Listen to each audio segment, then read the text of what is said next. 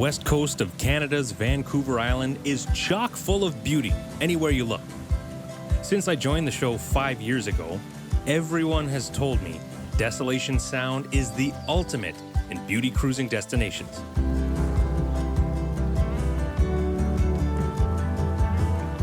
So here we are. And by we, I mean me and my father-in-law, Brian Armitage, the man who introduced my wife to boating as a baby and who was integral in getting me into the cruising life.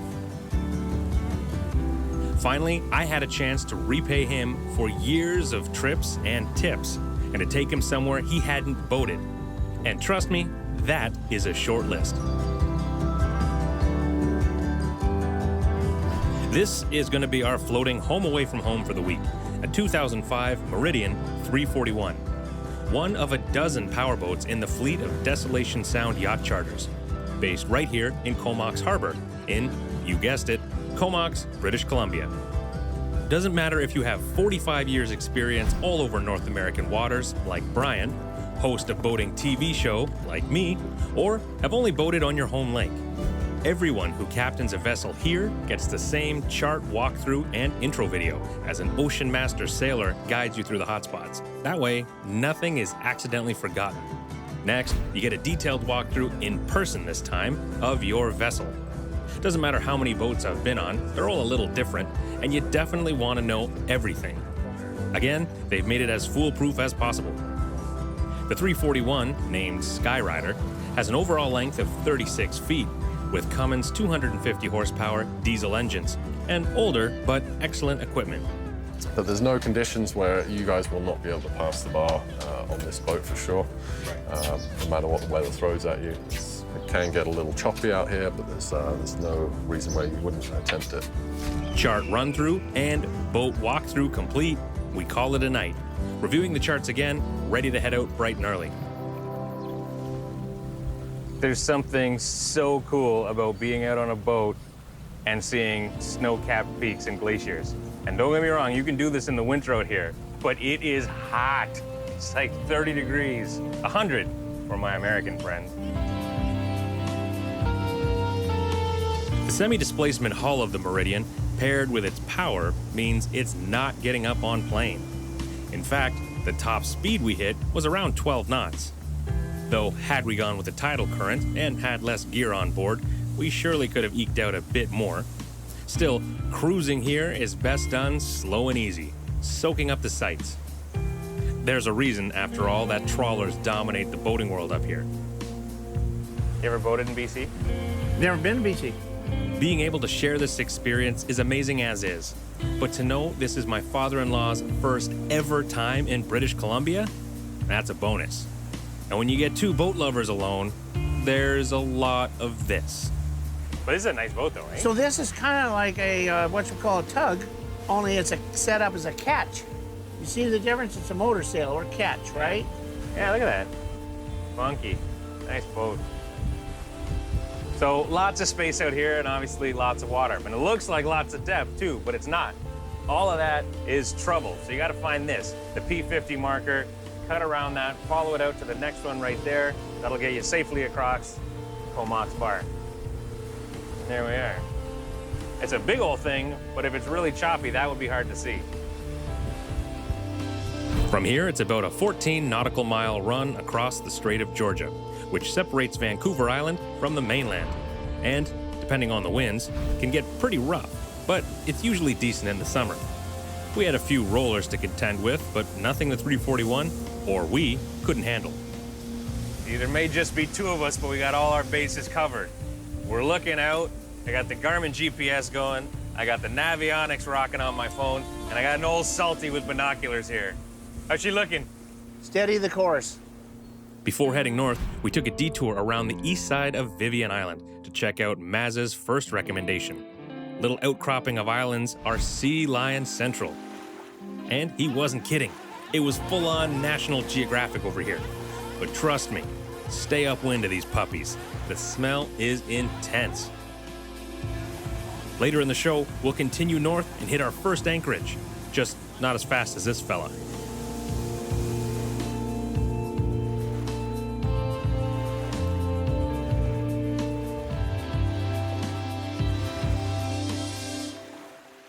back in beautiful British Columbia.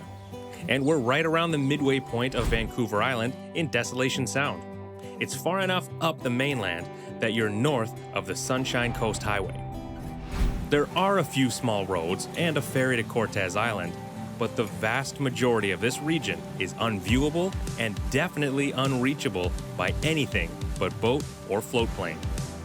And just north of Sea Lion Central is the mustache-shaped Savory Island. It's 7.5 kilometers long, but only 1 kilometer wide. Has a number of homes on it and some B&Bs as well, but they're all off the grid as the island has no power. The north side does have a sandy beach though, which is very popular with boaters looking for a relaxing day on the hook. But no time for us to swim, we're heading north. Like many areas, you got a variety of route options, but the most popular has to be going through the Tulin Passage, which runs between the Copeland Islands Marine Provincial Park and the mainland.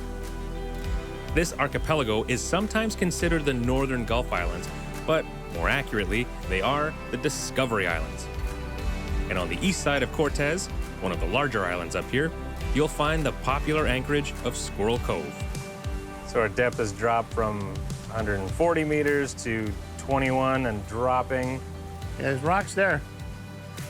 And we're coming into Squirrel Cove through this narrow passage here. And as you can see, popular place to be. How we looking up there? All good? Beauty. Sweet mother of real estate. Even though at its longest point, it's almost 1.5 kilometers long, it feels snug and tucked away, and it can get busy in the height of July and August. So what do you think? Should we go back further here or should we go back in there? Or if you want to come around here, we can go to shore. Well, let's try that. Because of significant tides, as much as 18 feet or 5.5 meters, a common way to anchor here is to tie a stern line around a tree to prevent your boat from swinging around. If I'm not back in 3 minutes, tell the world my story. Flip-flops is not the appropriate footwear. The key here is to find a living tree above the high water mark, and then the best practice is not to tie one end to the boat, run it out, and run it back. That means lines in the water when you're running the dinghy and all kinds of nonsense. It's actually easier to take the whole line, wrap the middle around the tree, and then feed both sides out slowly as you come back to the boat. Then you're snug and secure for the night. Maz outfitted us with a crab pot, as Dungeness crab are found all over these parts. So Brian and I loaded in the dinghy and headed out to find a good spot. Deep enough that the seals wouldn't try to get the bait. And then we let it soak overnight.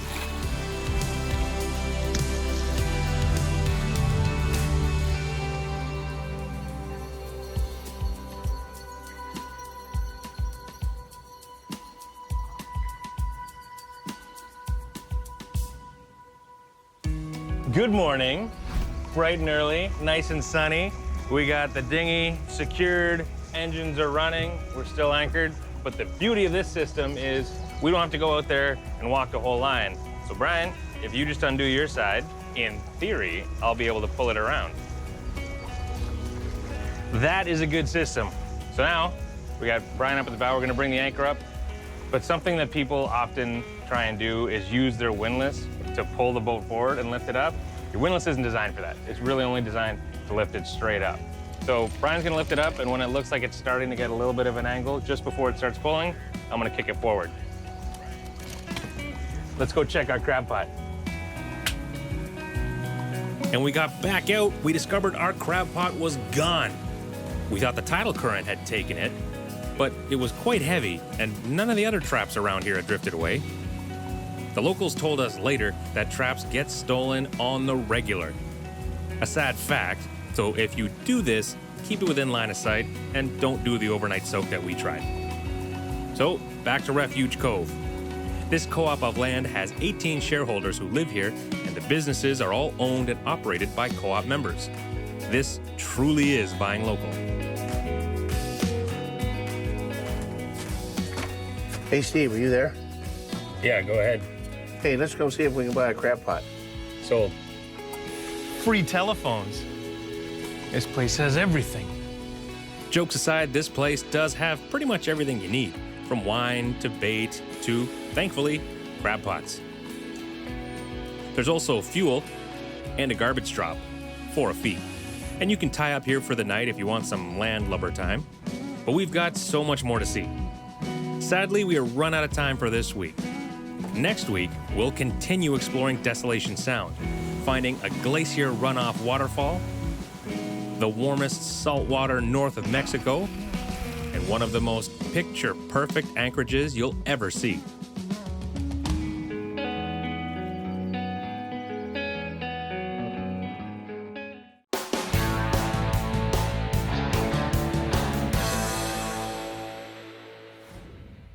This week, we are back in British Columbia to continue our cruise in Desolation Sound, located between the mainland and Vancouver Island. The island was named after Captain George Vancouver, and he himself named Desolation Sound in 1792 because it was, well, desolate, gloomy and barren in his eyes. He wasn't looking to get away from it all like boaters these days who head up to this neck of the woods. And to this day, it remains a place to enjoy unspoiled, natural beauty.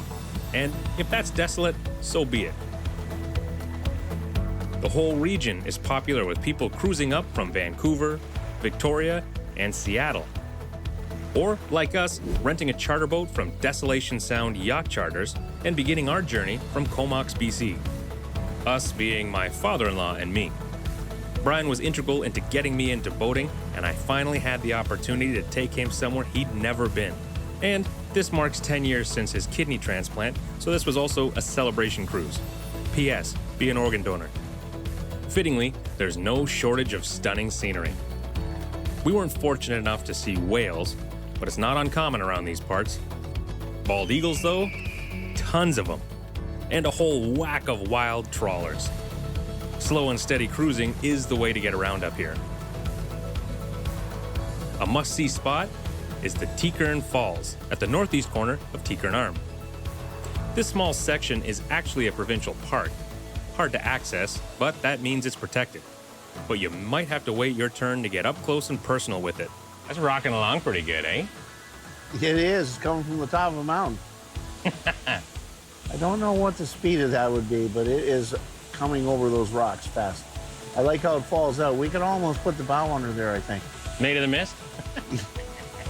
That is spectacular. How cold do you think that is? I don't know, but it would go good with your scotch. That's fresh glacier water. Heading south and east around the southern tip of West Redonda Island, we chose to squeeze between it and the Martin Islands. It looks wide enough, but the GPS shows the deep passage is actually quite narrow. One of the frustrations when filming somewhere as magnificent as British Columbia is that photos and videos never truly do justice to such massive and awe-inspiring landscapes. This, for example, right here is East Redonda Island. And yeah, it looks pretty big on your TV. In real life, though, it is just dominating.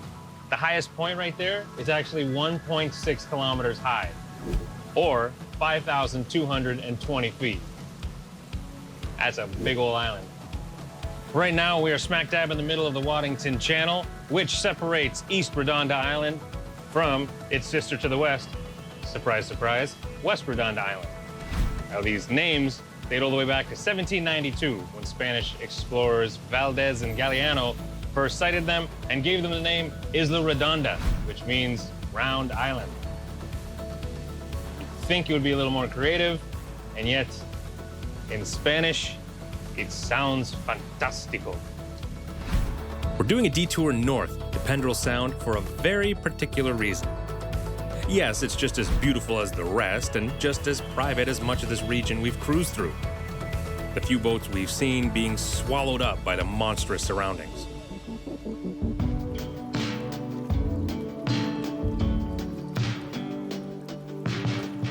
So Pendrell Sound is a unique geographic anomaly for being where we are in Canada. There's snow-covered peaks all around us. This is either, depending who you ask, the warmest saltwater in the Northern Hemisphere, the warmest saltwater north of Mexico, or the second warmest in the Northern Hemisphere. Whatever it is, the consensus is, this is super warm. So, in the name of science, Oh. Well, that's not hot tub warm, but that is definitely pool warm. And when you look up and see snow on a mountain peak, that's impressive. This is the perfect swimming spot. But to preserve our ratings, I will not strip down and jump in on camera anyway. Hey, look, a mountain. Cannonball!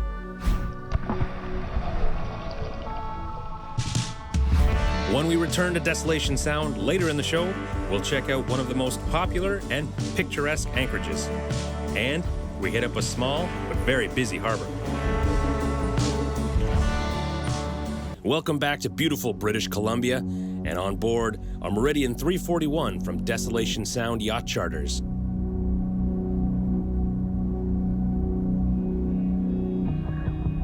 We've made it to Desolation Sound Provincial Park, which was founded nearly 200 years after Captain George Vancouver gave the sound its name. The park's been protected since 1973. And there are more than 60 kilometers of shoreline, including multiple islands. This, right here, Freedo Haven, is one of the 3 major anchorages within the park. And it can be packed in the high season. So, taking the stern tie game up a notch, there are chains in the rocks along the northern shore, and you can use them so you don't swing around, and they help fit in more boats. We're in 13 meters, so we're in 40 feet. Tide's gonna go up 10 feet, and we got the chain directly behind us. So pull forward a little bit, drop it, do the backup thing. I think so.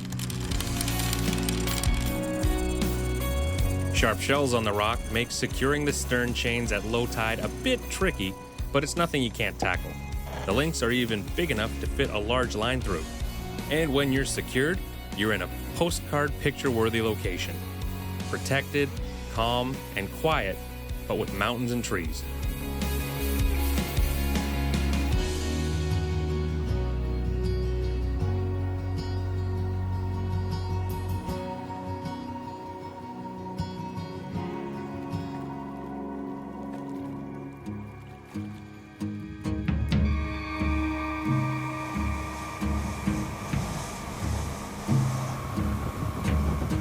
The next day, the winds had kicked up for our 15 nautical mile run around Sarah Point and down toward Lund through the Tulin Passage, named after the Swedish brothers who founded the town of Lund back in the 1800s. Lund Harbor is a funky little fishing village with about 300 permanent residents. Maybe. And it's a popular spot for boaters. But they don't do advanced reservations, so you need to radio in for a slip assignment. And the harbor master will not assign a slip until you're within line of sight. So this is a true last-minute call-in. Skyrider, Lund Harbor, go ahead. Hi there, we're looking to come in and tie up for the night. Just wondering where we should go. Alrighty, I'm going to bring you in on the south side of A dock, south side of Alpha. It would be a bow in port tie or stern in starboard if you prefer. Perfect, easy. Though small and without reservations, Harbor Master Darlene told me she has not turned a boat away yet, but every vessel in here has to be willing to raft off, as that's the norm on busy days. It's officially fishing focused, but there's always room for recreational boats. Lund is a great spot because you can resupply everything from fuel to food and beer to baked goods. But of course, you gotta pay the piper first. Oh, forecast. Ooh, strong wind warning. It is breezy. Be a little bumpy tomorrow. I would think it's going to be a big bumpy, going to 25 knots.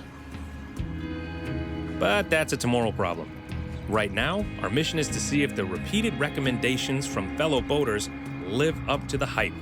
Without fail, when we mentioned Lund, we were told to come right here. How are you? Good, how are you doing? Good. We've heard all about the cinnamon buns, so we're gonna do a sampler platter. 4, pick 2. Pecan, old chocolate orange. I could say something about my recommendation being linked to supporting local businesses, which I love to do, but that's secondary to even the smell of this place alone. Awesome, thanks, man. Thank you very much. Ooh. The other must-do recommendation we got was to leave the harbor in this, Martin's Taxi, a 1947 Hudson that was actually a cab back in the day down in Philadelphia, and now it's here of all places. Really good Thanks. to meet you. Yeah, no. Beautiful car. This is my phone, Brian. Brian, My nice to meet pleasure. you. He's going to be very excited about the car. Is that right? Yeah. He was a I'm an old car guy. Is that mechanic right? and Yeah. everything. Okay. We can fix it if it breaks down. Oh, well, you may be called on. There's a great restaurant on the other side of the peninsula. It's about a 12-minute ride. That's $50 round trip, but totally worth it. Not just to cruise in a classic car like this, but because every penny of that $50 goes to the SPCA, because Martin volunteers his time and his car to raise money. Brian has taught me as much about cooking as he has about boating, and we usually whip up a feast on the boat.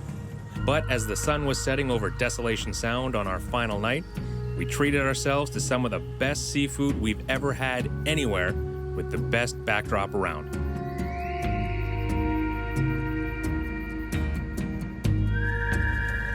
Our big journey ended with a 25 nautical mile run from the dock at Lund to the fuel dock at Comox Municipal Marina.